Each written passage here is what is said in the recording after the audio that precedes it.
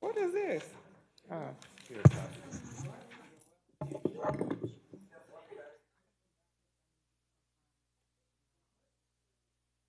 I'm sorry. I got some documents for you. They got me busy.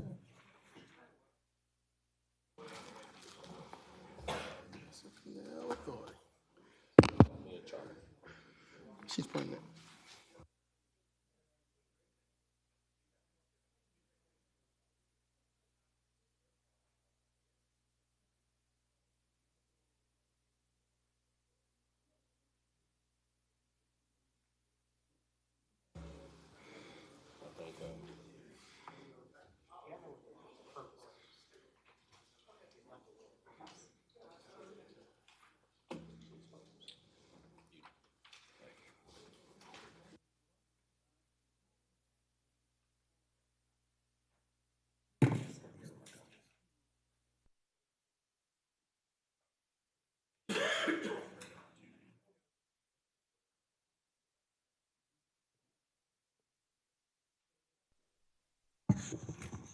All right.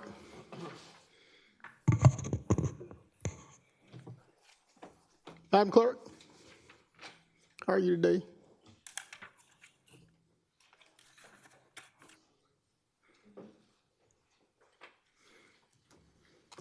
Madam Clerk, are we prepared to start? We getting prepared? All right. I'll pass. I'll pass. I'll go this way.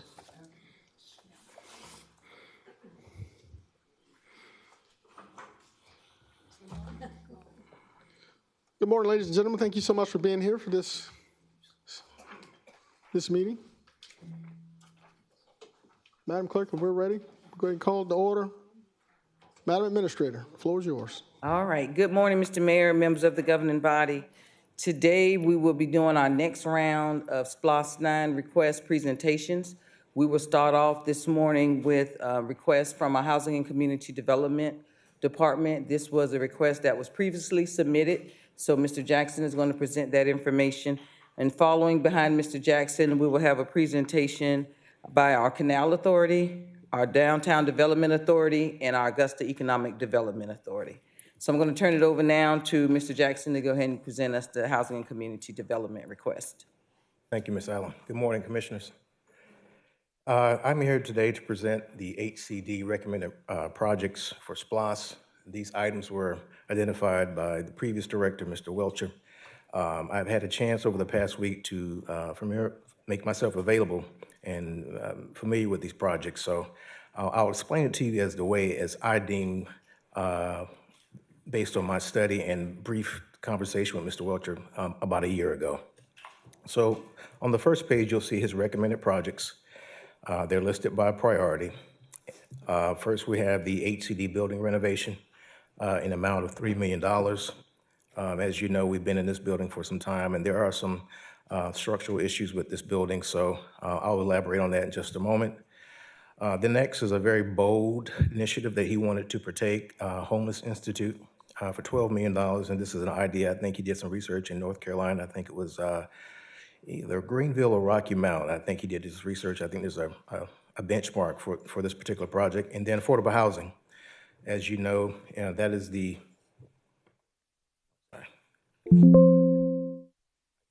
thank you.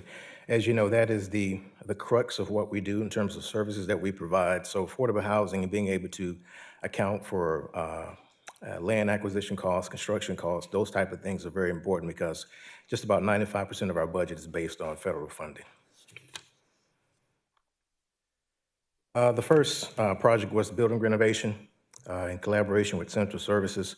Mr. Welcher's vision was to sort of create a safe space for public and governmental use. As I mentioned before, this is a very dated building that has a lot of significant structural issues.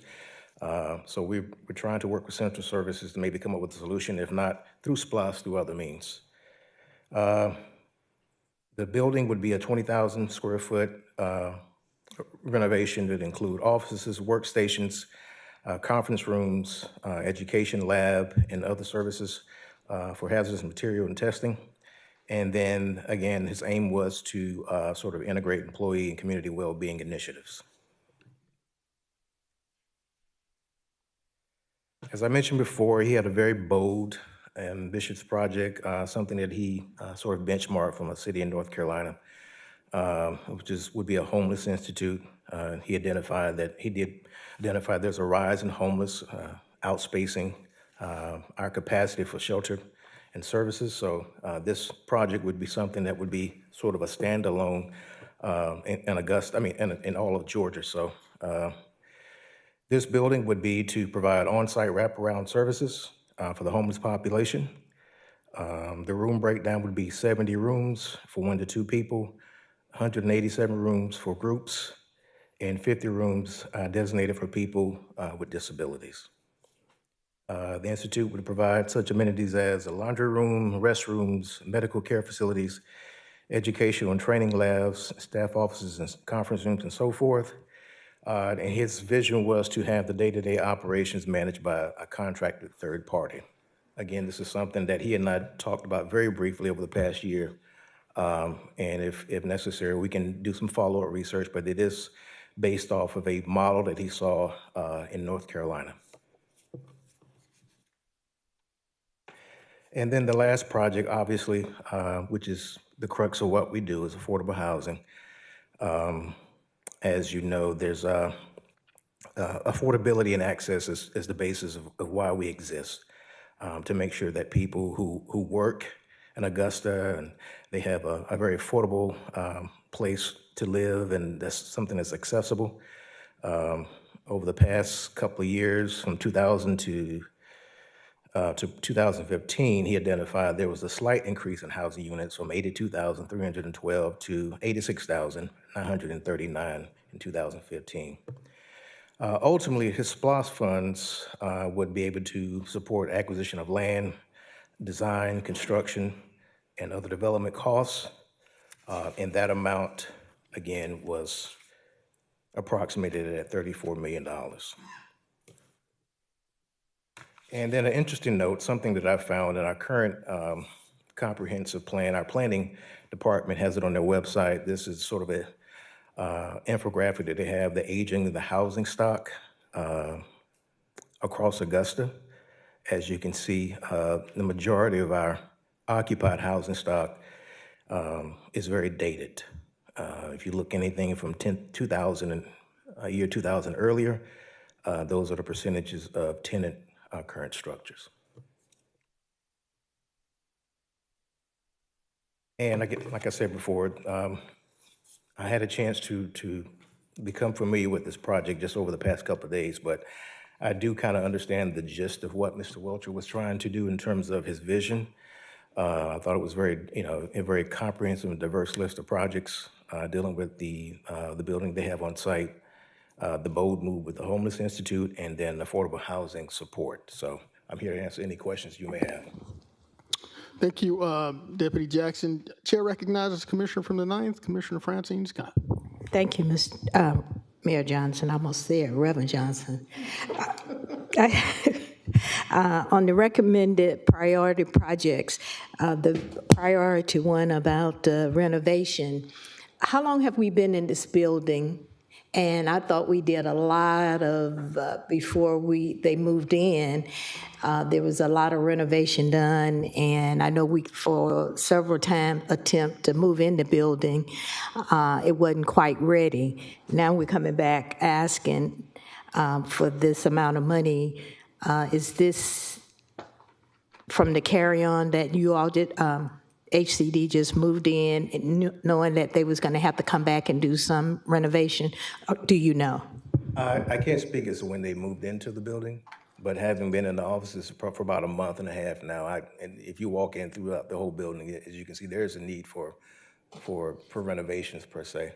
It is a very dated building. It's not something modern that Mr. Welcher envisioned.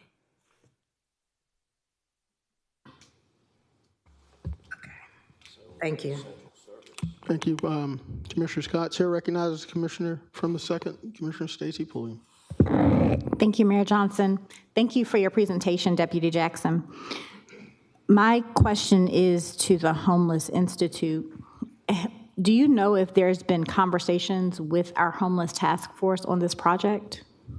I cannot speak to that. I can do some follow-up with that. Again, my brief conversation with Mr. Welcher was during our one-on-one meetings every month. This is something that a model he saw from a locality in North Carolina that he really wanted to sort of champion here. But I can follow with the Homeless Task Force just to make sure see if there were any conversations. Okay, all right, thank you. I'd appreciate you doing that. Thank you, Commissioner Pulliam. Chair recognizes Commissioner Jordan Johnson from the 1st. Thank you, Mr. Mayor. I can piggyback a little bit on the task force question. I know this has been discussed to exhaustion with the homeless task force about kind of what type of projects could be presented to help with the rising population.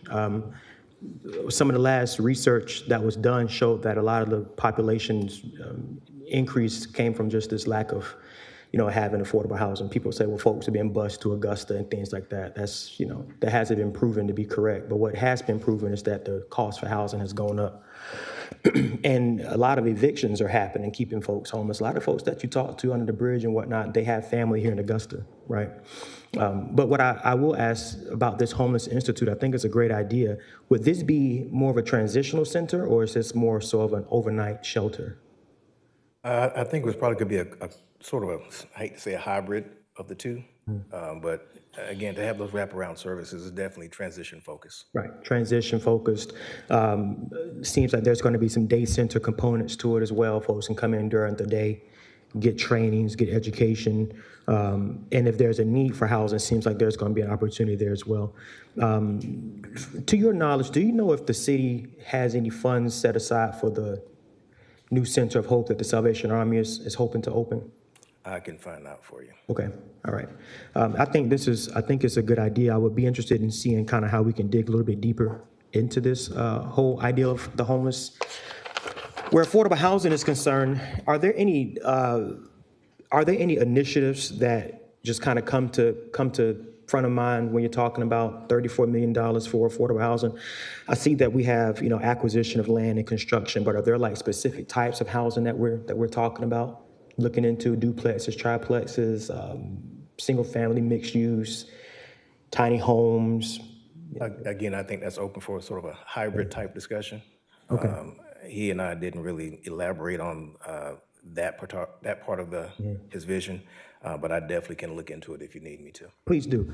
And because I think, with $34 million, you can get pretty creative with that. You can get creative. I think what we've done, which has been good, we've done a lot of good work with building new homes, especially like in the Twig Street area, but there's still some places to where like you can incentivize building, you can subsidize affordable housing a lot. So I just want to make sure that whatever we fund, that we, already have some type of idea as to what we want to try to use it for. Absolutely. Thank you. Thank you, Commissioner Johnson. Commissioner Pulliam, I see you back in the queue. Yes, thank you, Mayor Johnson. My colleague, that last question that he raised with the affordable housing, but also what you just stated, Deputy Jackson, we know as we were awarded as one of the GIC cities, a lot of the conversation revolves around additional points that we get in LIHTC credits. And I know that there are a lot of cities and communities in Georgia that are using that to their advantage to not only build affordable housing, but also to give facelifts, so to speak, and do renovations on existing homes. So I would like that information. Of course, I know you're going to send it to the entire body, but as you are researching that, also if we can kind of connect it to the programs that we already have going for us so that we can see how we can leverage those to the best of our ability. Absolutely. Thank you so much, sir. Thank you, Commissioner Pulliam. I don't see any colleagues in the queue. Madam Administrator? Deputy Yes. Jackson, thank you so much for your presentation. Madam Administrator, who's next? Yes, sir, we'll hear from the Canal Authority.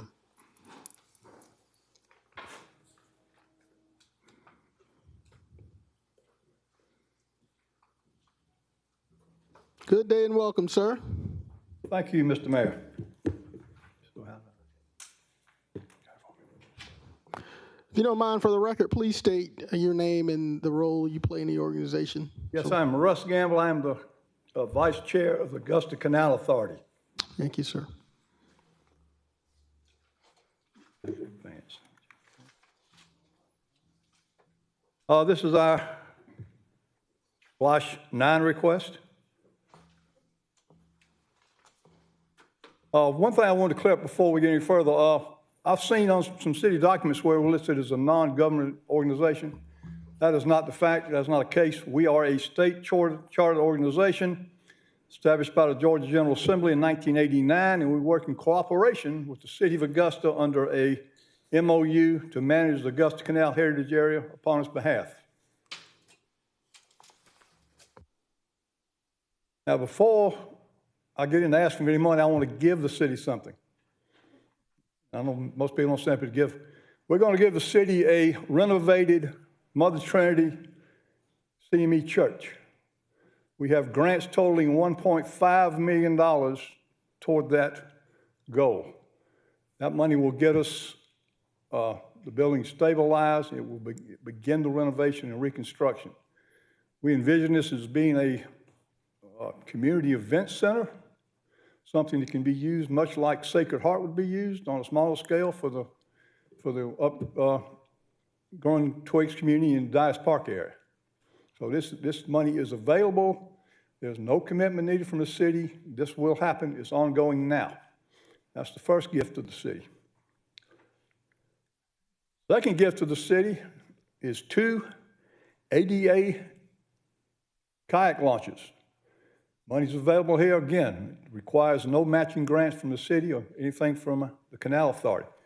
I would like to point out this is the first grant I wrote, first grant I got. So I'm 1 for 1. I'm batting 1,000.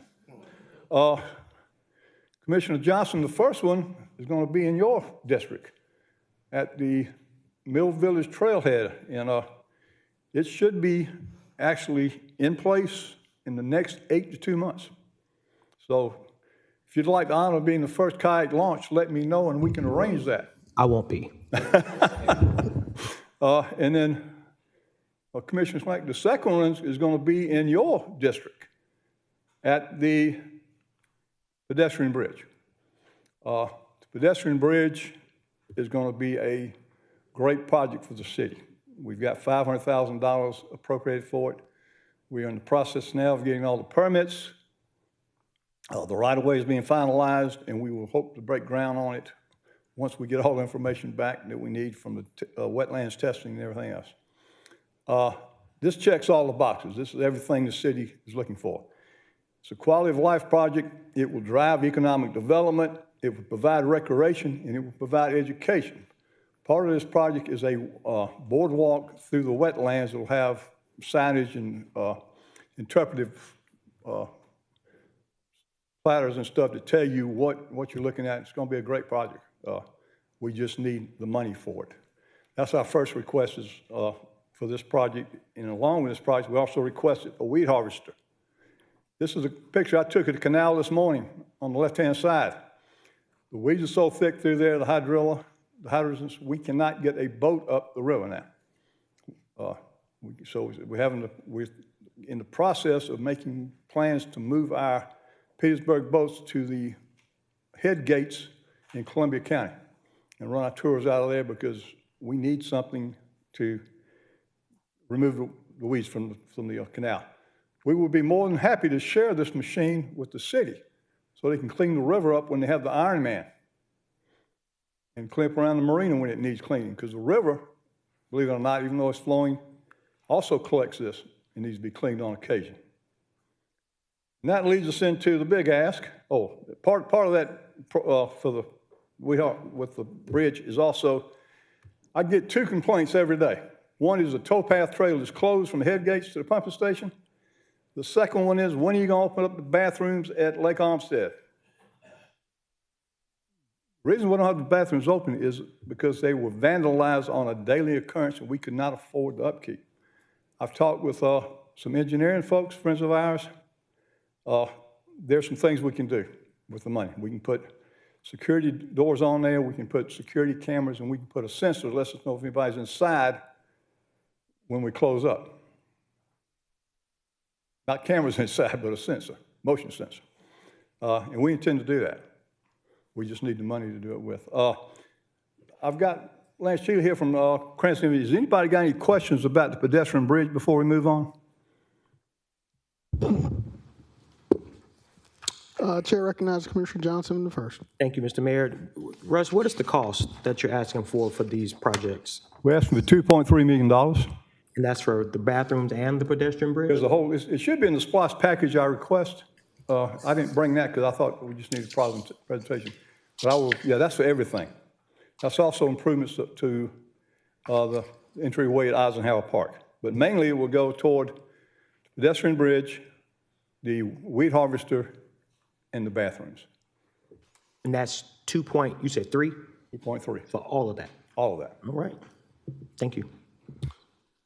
You asked if there are any questions regarding the pedestrian bridge. This is the bridge where the state of Georgia appropriated some money towards. What was the appropriation? $500,000, $500,000, which we're in the process of spending. All right. Seeing no other questions, let's continue. All right, I'm going to let Mr. Frederick Neely come up and give his presentation on the WKRP in Augusta, the Whitewater and Rafting Park. There you are.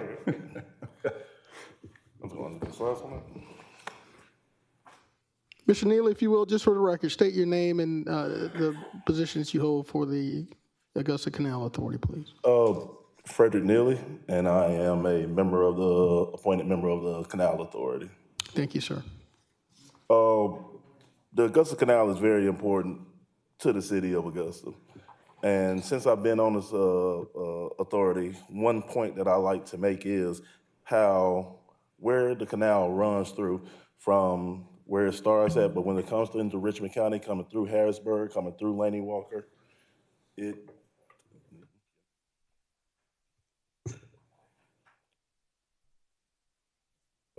thank you. It goes through a lot of the neighborhoods and downtown Augusta and the parts of the city that we want to focus a whole lot on to be able to bring the kind of development and the interest to these places. We put a lot of money into downtown Augusta. There's a lot of money going into the Watching the Road area, but that big gap right there in between there that you got to go through from Broad Street to get to where Calhoun meets Washington Road, it's a very large vacant area. A lot of it's eyesore. You have old rundown apartment buildings and industrial areas and things of that nature. It's not anything that anybody want to walk through. You have the Croc Center there. That's a really great piece of development. And what we've done with the sale of King Mill and the developments into those apartments. But that part there on Broad Street at the end of downtown, what you would call the end of downtown, is a place where we can do a lot of work to bring more people down and bring more interest. The idea that we've come up with is a small whitewater rafting park. And that's something that's family friendly. It'll be right there on Broad Street downtown. It'll be currently that land is used for traffic engineering where they store it's already owned by the city, so we don't have to go and acquire more, and it's just there along the side of that canal there. And by bringing and developing that area into something that can attract more people, more tourists, more guests, to be able to do something and use that canal and utilize it for recreational use, more recreational use, along with all the trailways and walkways that we have, would bring a uplift to those parts of those cities. They help spur more development around that. Because when you do have places where people come, and even if they just come and go there for a couple of hours, once they leave there, they do want to go and eat. They do want to go walk around. They want to hang out. They want to go do things with their kids. We got the parks and everything that we're trying to get going right there on the Croc Center side of it. But the location of that is a place that nobody seems to have too much interest in. And to be able to put something there to draw that interest to that area is almost like a rising tide that can help that entire area in that part of Harrisburg and downtown Augusta. And the further on that you get along that canal and the more that you put along that canal, the more interest that you can get people to coming down and using it. We are the stewards of the largest pieces of Augusta property, Augusta-owned property. And the more that we can do with that, we really should take advantage of what we have as a natural resource. This is not a thing that most cities can just come and put in. This is something that we already have. And to be able to utilize that to our advantage and give people more, that's the kind of inspiration that continues growth. We've been doing well. There's a lot of development, and we are trying. But to be able to follow that up with as much as we've been able to do with what we have and to add more to that, I think that will go a very long way in tying together works that we have on different sides of the city and being something to bring it all together. Because with, like I said, with the canal going through so much, you can really use it almost akin to the Atlanta Beltline, tying through those neighborhoods. And these, like I said, these are the neighborhoods that need it the most. These are the places that we need the development the most. So if you can get those people walking down those things, then you're gonna have more housing. You're gonna have more businesses. You're gonna have more things for people to be able to do to bring that excitement and that joy and that love to this city, you know? But it takes some forward thinking. It takes some initiative to go and say, what can we do? One thing that we can do that can help a lot more people. And it's like you said, it's more than just one district. You know, it's more than just one part of the city. This is not something that's just for one particular group here or one particular group there. This canal is something that's for everybody. It's a very big part of why this city is here. And the fact that we were able to make it to this place that we are right now. And it's been forgotten largely.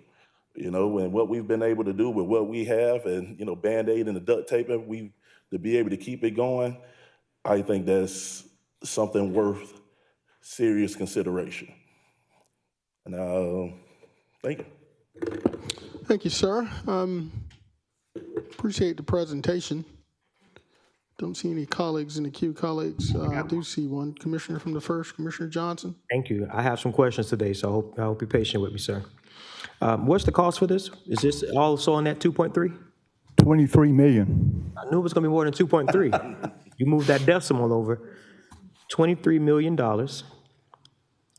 And with that being said, I know there's been conversation over time about creating something like a Harrisburg Greenway over where the King Mill plant is, extending out of downtown into the Dias area, up to the swamp near the airport and all of that. Is that kind of encompassing all of this, or am I getting ahead of myself? That doesn't encompass, but I would like to show this. This is something the mayor asked me about a while back. Dias Park. Yeah.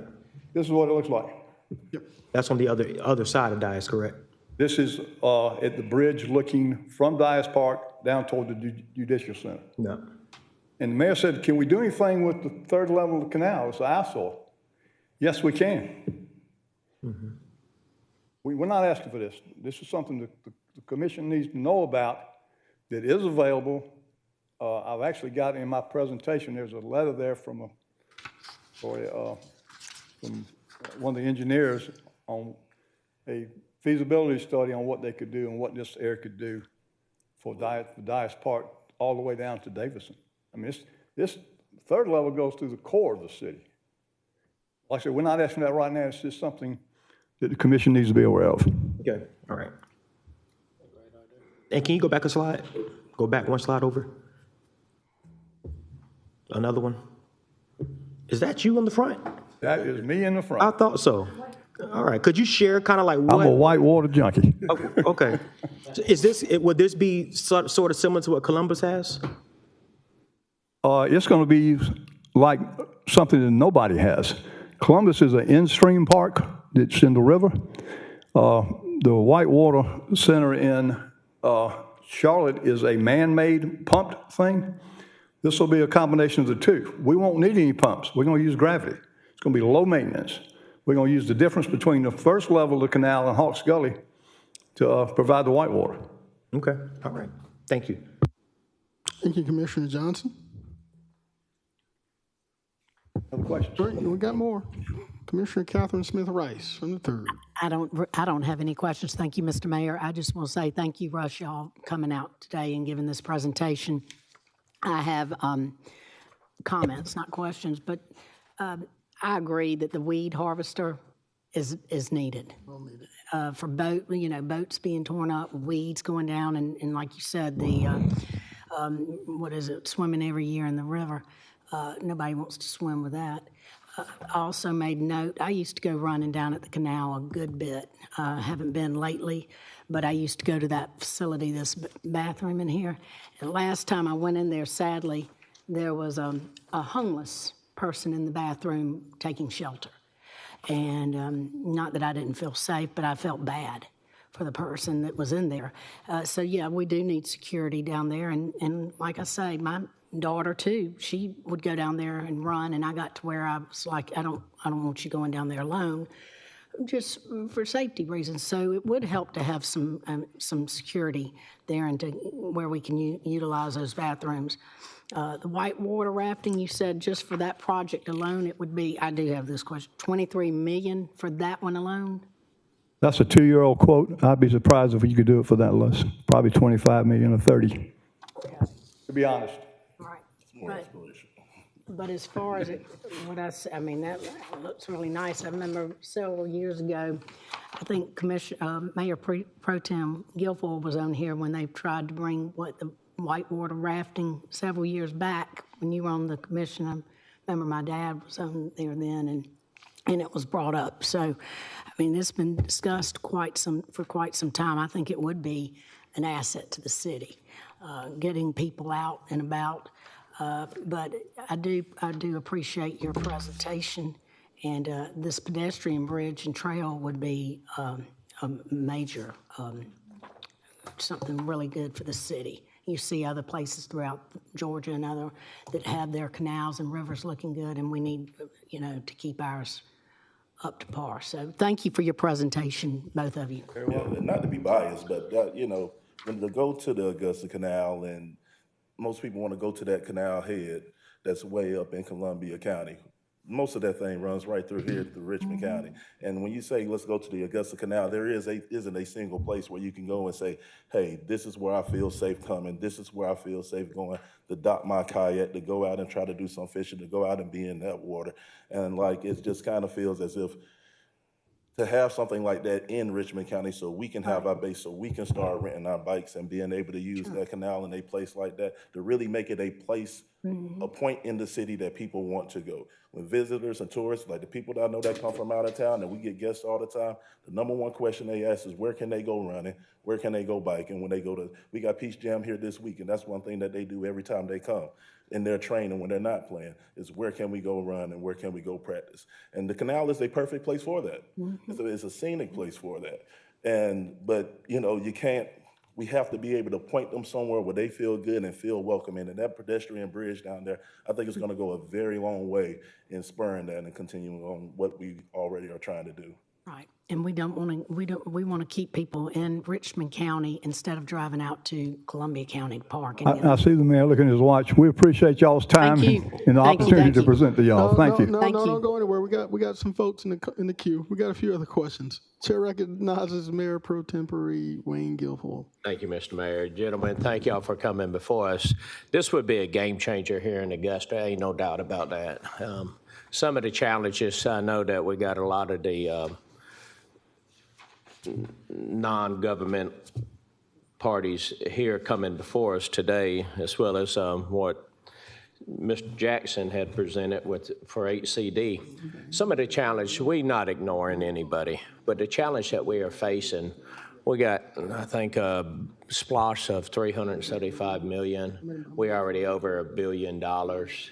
And so there's only so many fingers that could reach into that little candy jar. But we do have our needs, no different than from our engineering to our utilities to our sheriff's department, fire department. And so we have to put things in order. So whatever anybody in this room have a clear understanding that we have to put that safety of the citizens and take care of the house before we can look anywhere else. And I hope that y'all will understand that. We're not ignoring whatsoever. We fully understand the limited budget we're working with. Yes, what sir. we need from the commission right now is a commitment to use that property sometime in the future for a whitewater park. That would be a great idea. That'll be discussion that we would need to have, and probably we'll get it on the agenda. I definitely thank y'all for coming before us. Thank you. Mr. Gamble, I have one more question from Commissioner Scott before I recognize her. Have you ever simulated the water flows to the canal if we were to make that conversion to a whitewater park? Has those flows been simulated? The previous engineer estimated to be 400 CFFs that they would need for the Whitewater Park. The City of Augusta currently guarantees the Canal Authority 2,350 CFS. Okay. Thank you, sir. Chair recognizes Commissioner Francine Scott. Thank you, Mayor Johnson. I would just like to make a comment. I believe it was last year, the mayor and I was over at SRP with the new freshmen coming in from Augusta University. And one of the things that they said that they wanted to see in the city was a whitewater. So you're right on time, and that's why it's good to always have young minds in the room and on committees that can tell us what we need and how we're going to keep people, young people in Augusta. And I also like to give a shout out, Mr. Neely is my appointee for the Canal Authority. Thank you. Thank you, Commissioner Scott. Ms. McNeely, I saw her taking pictures of you too, so you're going to be on Facebook. All right. You're going to be on Facebook. Chair recognizes Commissioner from the 7th, Commissioner Tina Slindet. Thank you, guys, for this great report you're bringing. I actually, for as long as I've lived in this city, took the first trip down the canal about 2 weeks ago on the boat. And that was one thing that they were talking about was just the weeds clogging it so bad that the boat operator was really, only because he was so experienced, was he able to get through it. And I really enjoyed it. I rode under bridges I've ridden on top of, and it was very interesting and just so beautiful. So anything we can do, I think that weed harvester is just a necessity. And like I said, I'd like for them to be able to go people to go farther. But if you're, willing to share use of it on the river also, I mean, that, I just don't see, we just need to keep this canal.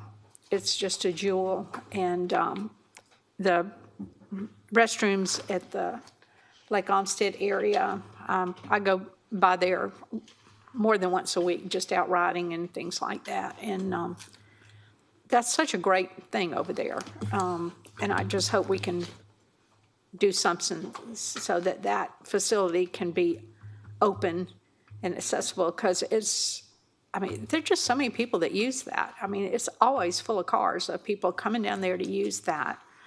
The other thing I wanted to ask about the kayaking and lazy river looking slide or whatever you put on there. I mean, if that were to be built, okay, people that come down there and, the operation of the boats and the helmets and the tubes and charging people to do this, because I'm assuming it's not going to be free. Is that fall under your authority or? Oh, ma'am, it would not be free. The Whitewater Center in Charlotte, North Carolina made $4 million profit last year and the year before that.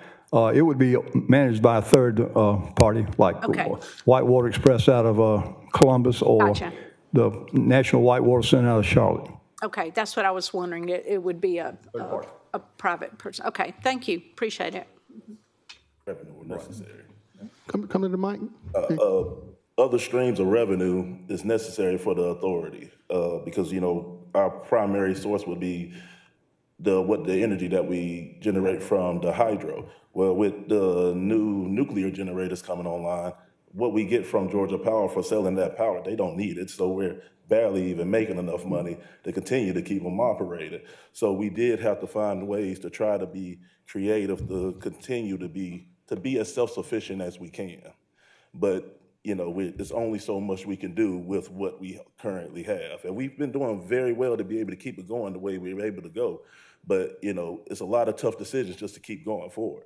And these things here are to help us to be able to do more. That weed harvester will allow us to be able to take those tours further on. You know, it'll lower the maintenance that we have to have on those boats, and the dollars that we have can go towards actually doing more if we can have more to help, you know. It's almost like help us help ourselves to be able to do more and need less. And a lot of the investments that we are asking for are one-time investments. You know, these aren't continual, and they're not going to need constant funding and things like that. Thank you, gentlemen. I don't have any or see any further questions from the colleagues. Thank you for your presentation. Thank you so much. And you're right. I was looking at my watch and that we have at 11 o'clock scheduled interviews. So we are running tight against time, but this is very important. Thank you so much. Madam Administrator. All right, Mr. Mayor, we will now move into the presentation from Downtown Development Authority.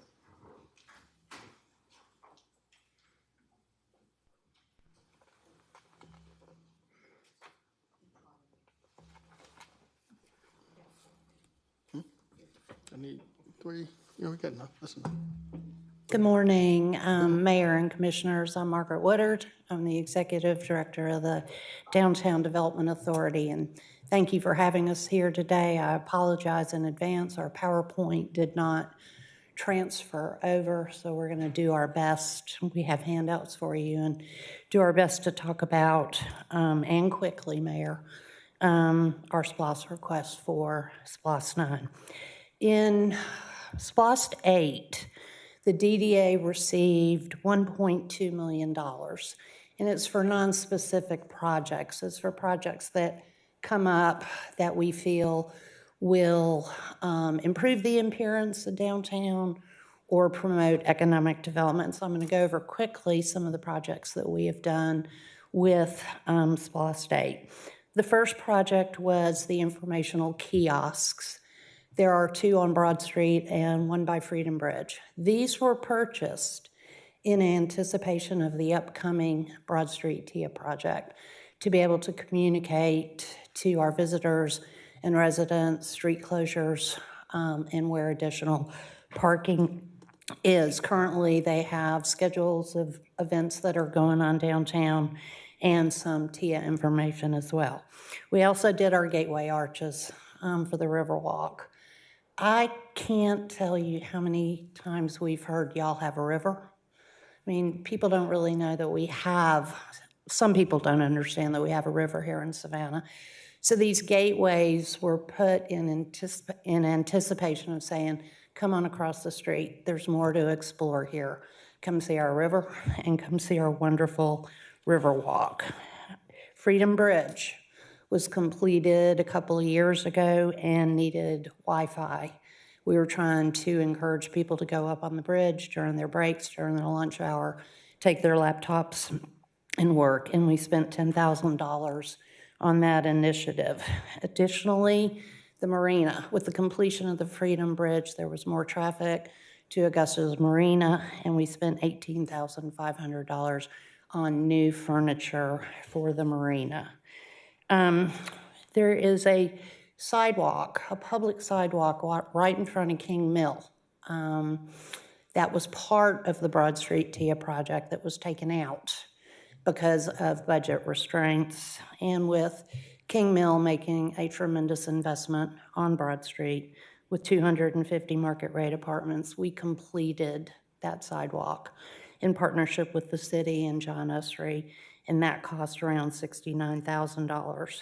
And we matched a grant for, I think this will complete James Brown Boulevard. We started that streetscape 20 years ago. We matched $130,000 for Dr. Malik to finish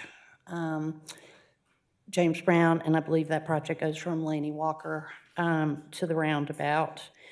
Finally, Accelerate Augusta. We are so excited about this project, and it's finally getting ready to open. This is at 600 Broad Street in partnership with the city.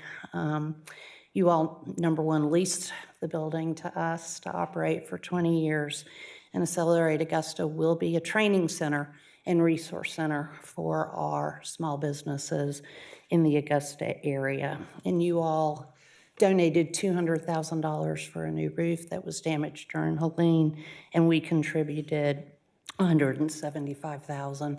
Construction is completed at that project. We came in at budget, and we anticipate that it's going to open by the end of August, early September. And then finally, on the last page, we listed some projects that we did with other, what I would call our allies and our partners. The first was Art the Box. I think it was about 10 years ago, we replaced all the traffic lights and street lights on Broad Street. And these big, ugly electrical boxes popped up everywhere to everybody's just total dismay. Steve Kessel and I had taken a trip to Little Rock, Arkansas, where they had done something very similar and had artists paint the electrical boxes. So we came back and partnered with the Arts Council and contributed $8,400. And all the electrical boxes are painted on Broad Street, and there are also some in other areas. We didn't want to just limit it to Broad Street.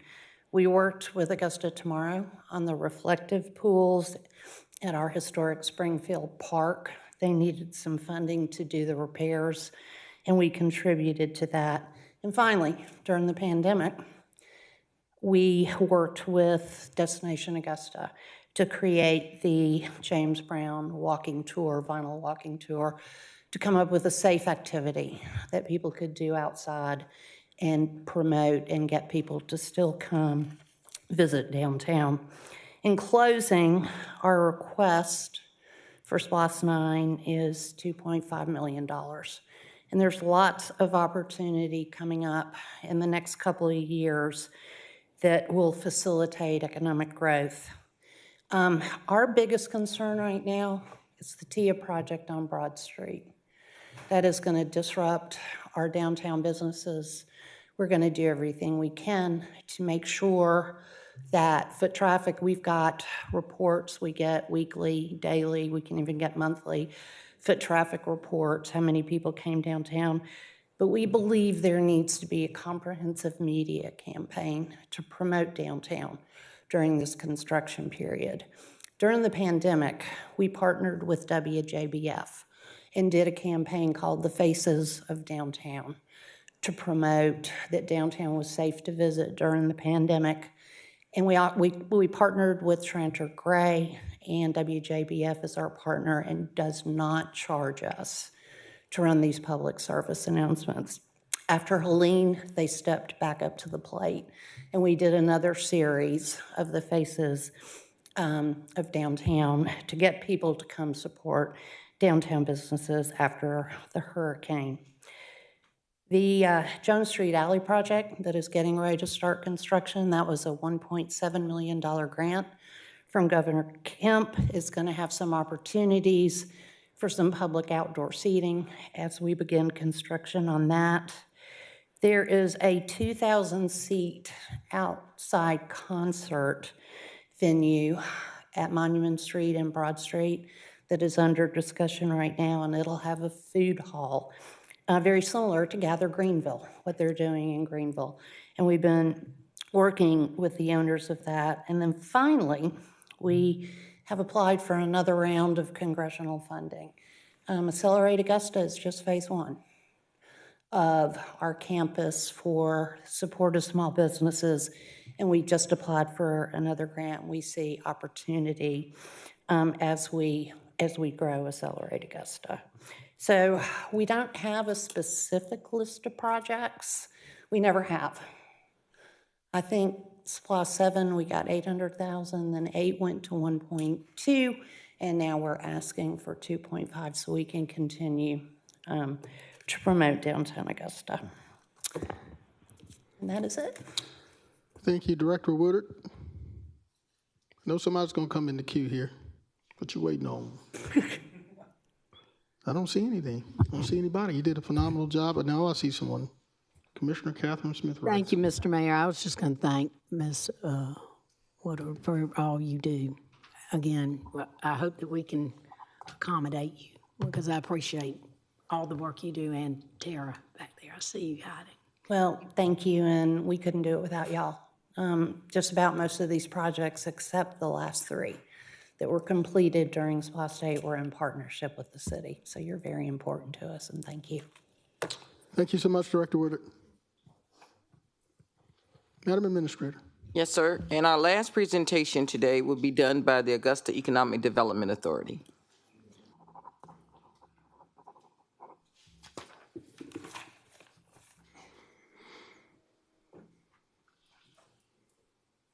Good morning, Mayor, Commissioners. We have 5 minutes, so buckle up so I can get you to your 11 o'clock. So I'm Cal Ray. I'm the president of the Development Authority of Augusta, Georgia. We have 1 project request we will go through quickly.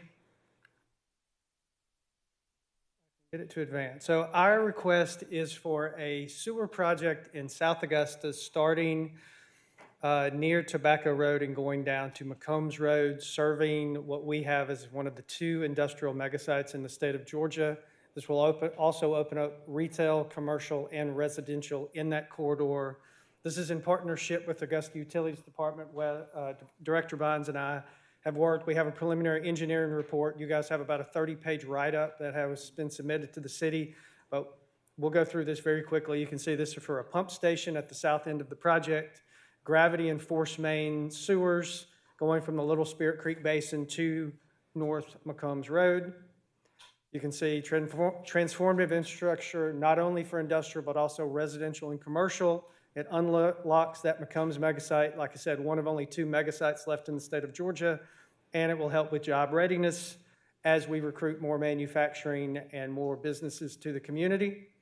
You can see lack of sewer in that area right now. One of the biggest issues with that megasite is not having sewer and having multiple billion-dollar investments looking and having to take our promise that we will get sewer to them with no design project already shovel-ready. So this will get us to shovel-ready and allow us to run that and give us that competitive advantage over other sites in the southeast that we're competing with. What I'm showing you here, this is a project, if we took the bare minimums that we're looking at, $1 billion investment and a minimum of 1,000 jobs. So 275 indirect jobs with that, 533 induced for a total of 1,800 jobs. That's $579 million of economic impact each year on the bare minimum project we're looking at for the site. This is your projected tax revenues over the next 25 years. $82 million in new property taxes, $54 million to schools, and then $25 to $50 million in new retail spending. We put that range there because it's 2 different sources. One estimates $25 million in new retail spending, one estimates 50. So it's somewhere in that range, and that would be new local sales tax of 1.1 to 2.2 million based on that spend number. See, this is the actual project itself, a new pump station, 24-inch trunk main from the Spirit Creek pump station in that Mike Padgett corridor between Mike Padgett and Peach Orchard Road.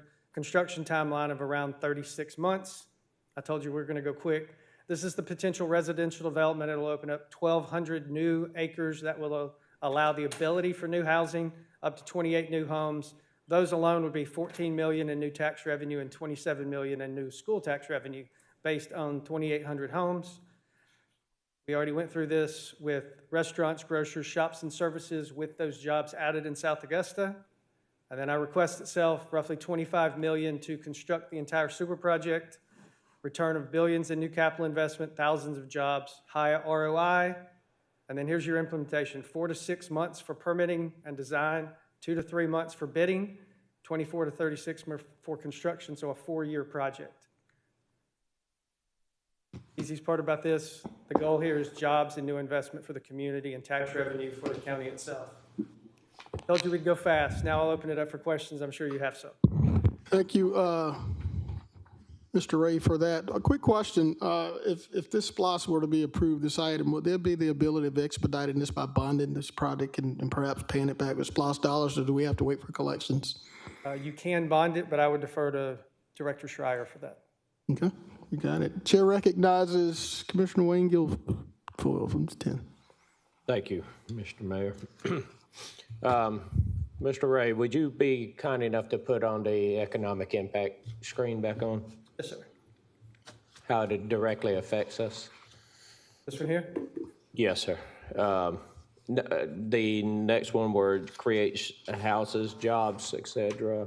Yes, sir. Okay, right there. Thank you kindly. This, Madam Administrator, I believe by putting in the infrastructure as far as the water, sewage, et cetera, we know that with the Starbucks and that corporate park, it's generating a lot of jobs.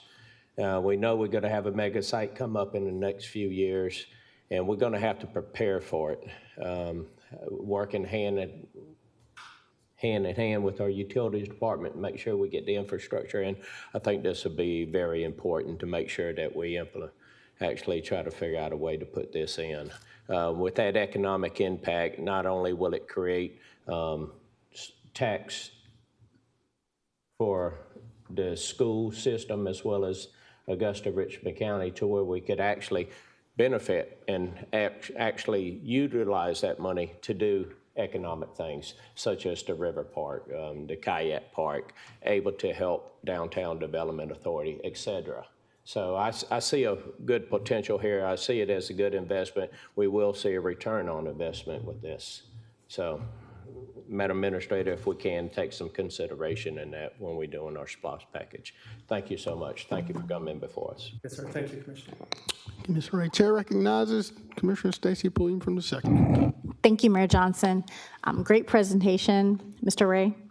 My question is, you mentioned the Utilities Department, and what did you say in regards to utilities and this project? We actually did a preliminary engineering report, a PER, that was in conjunction with Augusta Utilities. So we've been working hand in hand in the design of the route and what is necessary to serve the site and allow for the creation of a corridor for retail, commercial, and residential development. Okay. So ultimately, Augusta Utilities would need to build the project because they would need to operate it within their system. Okay, so I don't know if that's a question for right now or if that's a discussion that we have to bring back, Madam Administrator, but in regards to utilities budget, current or their ask, is any of this project, has any of this been incorporated in that, since we would in fact be running the system? No, ma'am, it has not, but we are asking on a separate request that Utilities has. There's an additional request that we'll be bringing forward to you as well this afternoon. Okay, and this will be included in that? Yes, ma'am. Okay, so part of this project, I just want to be clear, part of this project or this project in its entirety will be included in Utilities?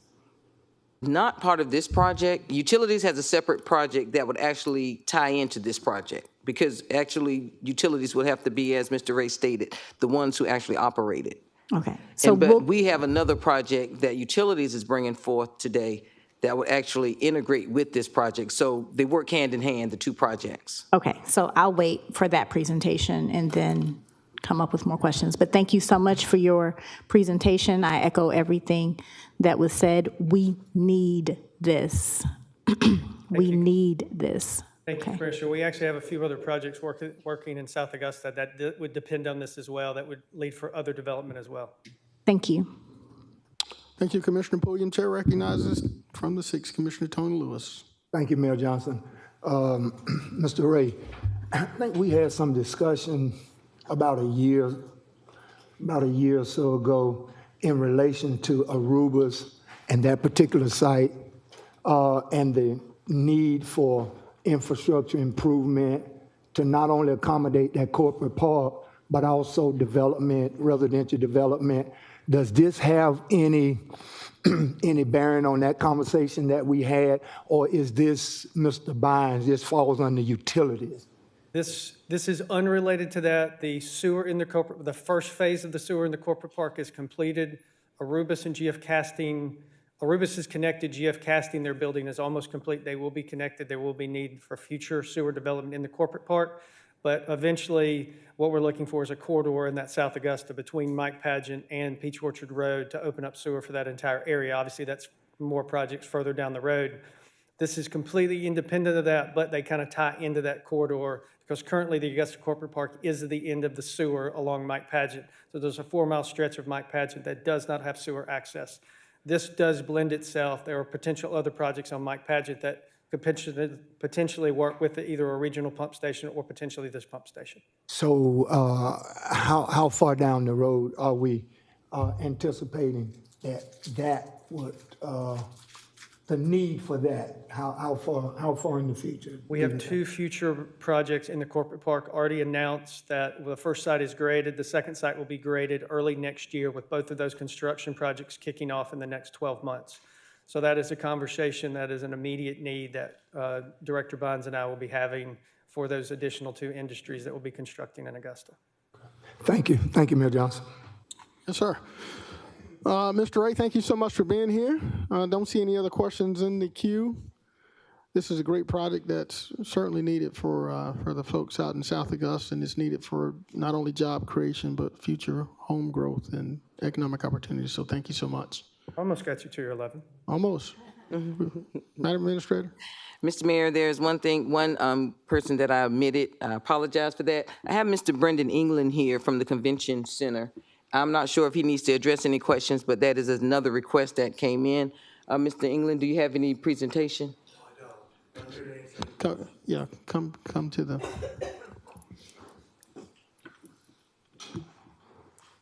Thank you for the opportunity. Please state your name and the organization you represent, please, for the record. Brendan England. I'm here with the Azalea Development and representing the Augusta Convention Center project. Thank you so much, sir. Colleagues, are there any questions for Mr. England and their request? Can you remind this body of your request for the Convention Center? Yeah, correct. Our request was originally for over $30 million. Since then, we've got a request in there for $18 million currently. Thank you. All right. The chair recognizes Commissioner Francine Scott from the 9th. Thank you, Mayor Johnson. I believe all of my colleagues, we got an email or text from Mr. Derek May this morning explaining the request that they was asking. And if we are trying to court and bring more larger convention here in Augusta, we're going to have to do, take a hard look at the request if we want to keep what we have right now. And I always pronounce the name wrong. Is it Technetic, and it's huge, and we already outside closing streets and stuff. So I think this is something that we really, really need to look at. So thank you so much for being here on behalf of Mr. May. And we need to make sure if we're growing into the future, we're going to have to do some growing in terms of accommodating large conventions. Thank you, Mayor Johnson. Thank you, Commissioner Scott. Chair recognizes Mayor Pro Tempore, Commissioner from the 10th, Wayne Guilfoyle. Thank you, Mr. Mayor. Thank you for coming before us. The $18 million request, is that anything, does that include the parking deck as well? No, that does not include the parking deck as well. Parking would be completely excluded. This $18 million would basically add an additional bay to the existing structure. So not double it in size, but basically half it in size. Right. I know y'all are slammed with some of the venues that you have come and stay. What is the cost for the parking deck addition? The parking addition was, I believe, roughly around $10 million, I believe, and separate from the convention center expansion. Okay. Thank you so much. And I wanted to note the $18 million would get us above 50,000 square feet of flexible meeting space, which 50,000 seems to be the sweet spot for these conventions and meetings. It would get us to about 57,000 square feet. Well, one day, hopefully, we'll have the ACCG and GMA held here instead of in Savannah. That's right. Thank you. Thank you.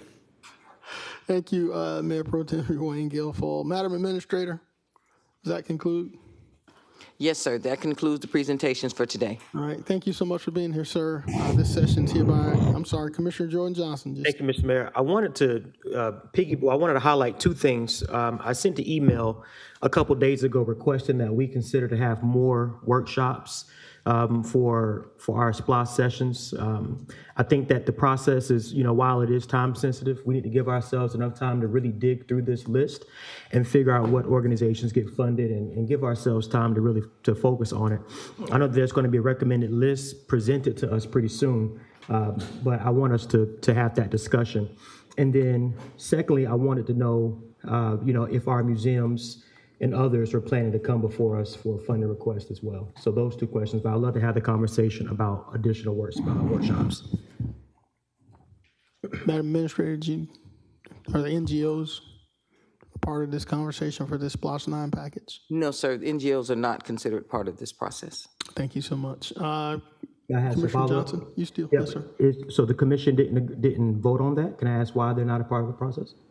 Our non-governmental organizations, according to our process policies, should not be included in our SPLOST packages. So it prohibits us from including them. In the past, it did happen before, so I know that's a concern.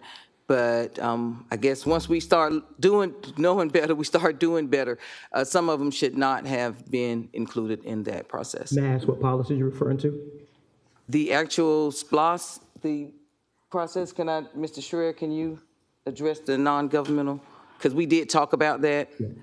So we just want to make sure that the commission was never brought up to speed on that one. Oh. Seems like that was an internal conversation that didn't happen on the floor. Mr. Strayer, can you kind of share a little bit about that? Yes, sir. As part of our review, the ACCG provides guidance for our SPLOST packages, and they specifically exclude nonprofit, non-governmental agencies for being eligible for SPLOST projects. But if I'm not mistaken, as long as those projects are for public use, they're permitted for consideration. We have done a workaround in the past, but since SPLOST 6, we have not had any NGOs in our project lists. But let's go back to the statement that was made that they're not allowed. They are. I mean, if the project if it has a public use intended for the project, now a nonprofit can't come and ask for a new headquarters for their office and it has no public use for it. But if there's a public facility like a museum, then that is permitted under state law.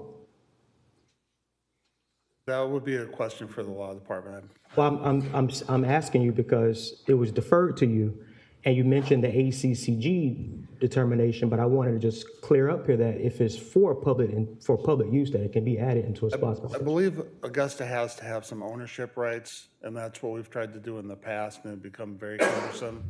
So if Augusta owns the property, yes, then I believe it could be included in the SPLOST package.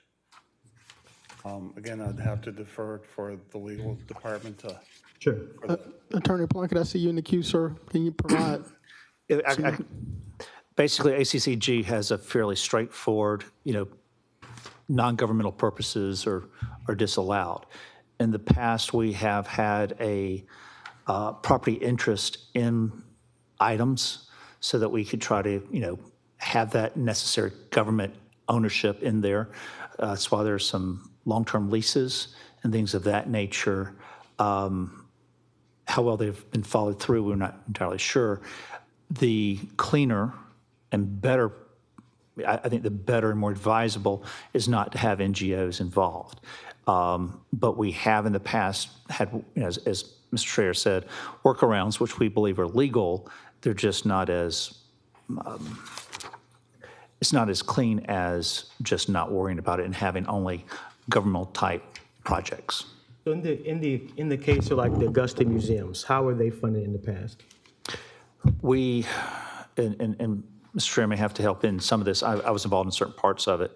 Mm-hmm. Basically, what we did is that we would take a leasehold interest for 25 years. So we would take, and you can capitalize a leasehold interest that is long-term. And so they would end up leasing the properties to Augusta so that we would have that property interest and can participate with them. And can you kind of share with what led to the decision to not have them involved? I mean, is it just because it's a little bit too cumbersome for us to meet the requirement that would have them involved, or? how did the decision come about that NGOs wouldn't be involved in this process? From a legal side, I cannot speak to the policies, but basically, some early SPLOST, there was just NGOs were involved, and that was pushing the envelope of anything, if breaking the envelope. So we kind of went forward with some of this little bit different structuring to do that. There was a couple of projects that we were interested in bonding, and bond counsel basically said they would not give an unqualified bond opinion that these were legally permissible. So that was kind of one of the issues. So when we went further, from a legal side, again, not necessarily policy, was why subject your SPLOST to a challenge and have the referendum disallowed and do something that is clean? Well, I understand your concern, but I also know that other cities, especially cities the size of Augusta and larger than Augusta, they incorporate their nonprofits in there. I mean, they're not given to people who are just going out to have fun, but they're able to allocate resources for the arts. They're able to allocate resources for museums. Commissioner Clark, before he passed, had a great idea about creating some cool things with museums in Augusta, Richmond County that was shot down. But the point that I want to raise and discuss is that we have other communities around Augusta that have allocated SPLOST dollars to do big ticket things in their communities. And I think what Augusta typically does is we focus a lot on what we should have done decades ago, but we don't really allocate those dollars towards things that will keep Augusta afloat, that will increase our quality of life, that will increase the economic capabilities of our city. And then we wonder why folks leave Augusta and go live in other counties. Well, it's because Augusta isn't making those investments in the areas that will make folks want to invest here. Yes, I know that fire department and other people have needs. I got that. Public safety is great, but that's not going to get somebody to come and live in your community. But if you have decent museums and you have nice art projects and your quality of life is on point, people will come stay in Augusta, Richmond County. So I really want to challenge this whole idea that nonprofits are not allowed in this process. And I also want to raise concern that this body did not make that decision. That cannot be an internal decision. The conversation has been that in the past, that the SPLOST package failed because nonprofits were involved in it. And that SPLOST package failed because one elected official got together with another elected official and created a list without their colleagues knowing about it. And the community voted against it because it wasn't transparent. And I would hate for that to be the case with this package as well. So just nuggets, I know that we have some concerns about nonprofits being involved in the process. But the Augusta Museum, the Laney Museum, the potential military museum, the arts museum, these are opportunities for Augusta to really showcase itself. Really great opportunities for Augusta to showcase itself. And we keep leaving low-hanging fruit ungrabbed, untouched. And I guess at some point we have to be able to do something about that. Mr. Johnson, from a legal side, we're more than happy to work with the administrator to try to make sure that everything is compliant. Commissioner Johnson, let me remind you that we're really faced with some challenges with this SPLOST 9. The sheriff is already asking for $115 million. There's an additional ask from engineering in the tune of $90 million. And as I understand, there's over $1 billion in ask. Certainly has some very critical infrastructure needs that need to be attended to. Nonprofits, we will never forget about them because you're right, they're very important to how we entertain our guests, how we attract people to come to Augusta. And let me state for the record that we do that. More than $7 million of our budget goes to our nonprofit partners annually. And we will continue to do that. If there's an opportunity for us to do that yet, provide some of the simplest infrastructure needs for our city, we will certainly do that as a body. So.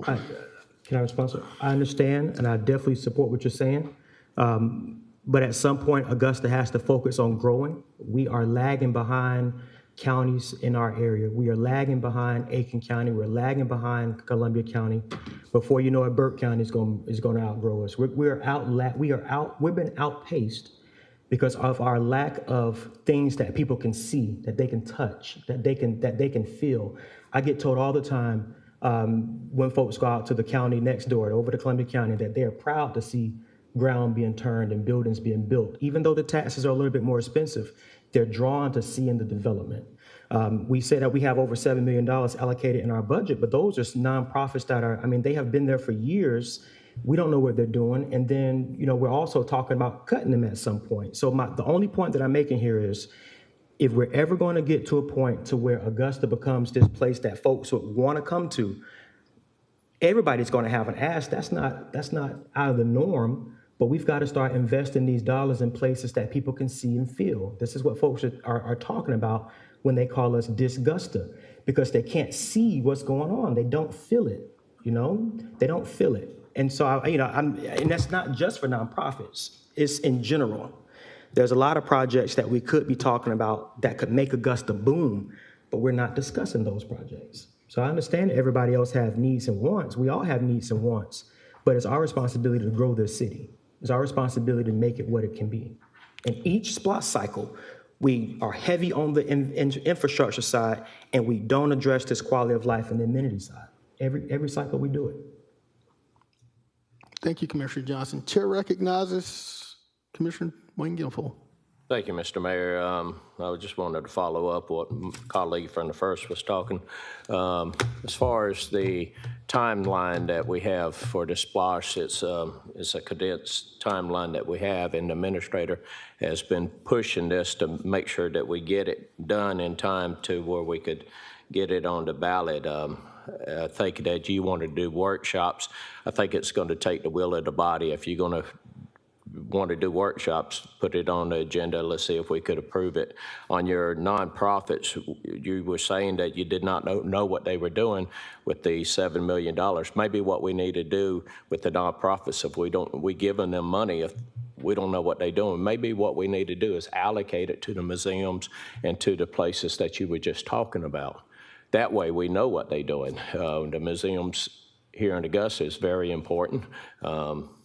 Both that we have. I don't know about the military. I think that was a Brad Owens issue there. But anyway, that's my take on it. Thank you.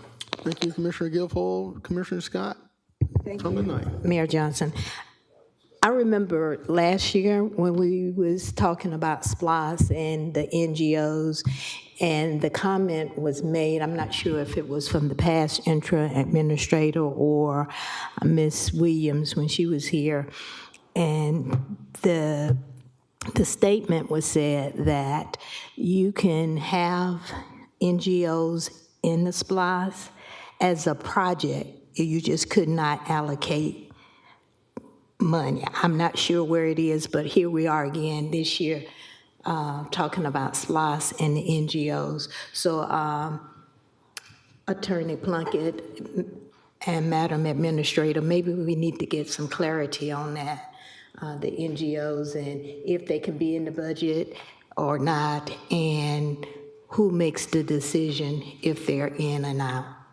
Thank you. Madam Administrator? Yes, ma'am. Commissioner Scott, and in regards to the comment that it was an internal decision, I want to assure Commissioner Johnson, this was not a decision that was made with this administration. This was a decision that was made since SPLOST 6. So this has been in practice for over 5-10 years. So this is nothing that I determined. So I don't want you to think that I did not bring this to your attention. This is something that's been the normal practice. Since that previous SPLOST years ago that had problems with the NGOs. So I just wanted to apprise you, Commissioner Johnson, of that. Thank you, Madam Administrator.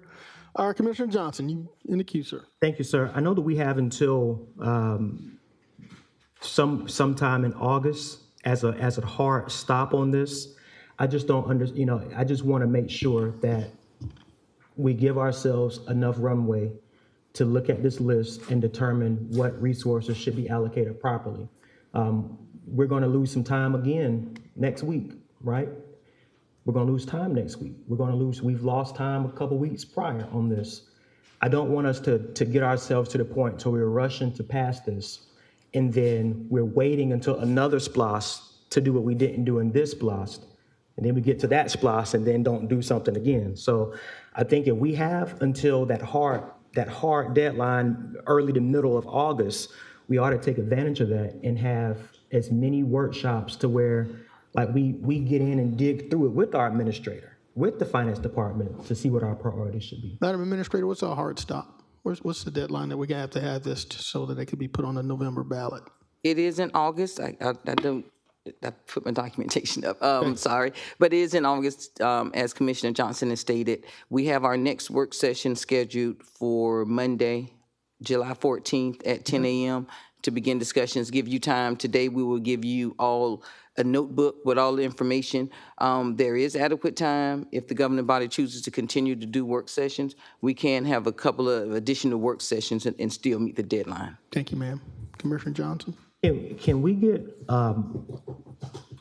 Administrator Allen, could you put together some dates that we can have additional workshops heading into that deadline? The next workshop is Monday. Half of us won't be here. So, like, going forward. Well, I think there's a conference. Yeah, half of us won't be here. Attorney Plunkett, will that action require any approval from this body to add additional dates? Does that need to be introduced as a motion? I don't think it's necessary. It certainly could be done as a motion, but it's not needed. It's not needed, okay. So if we can just get a couple dates to work through this properly, that would be appreciated. Yes, sir. All right. All right, thank you, Commissioner Johnson.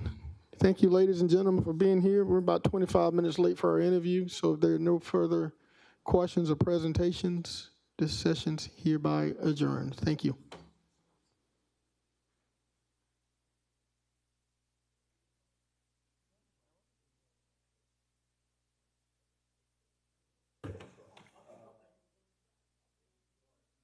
Okay.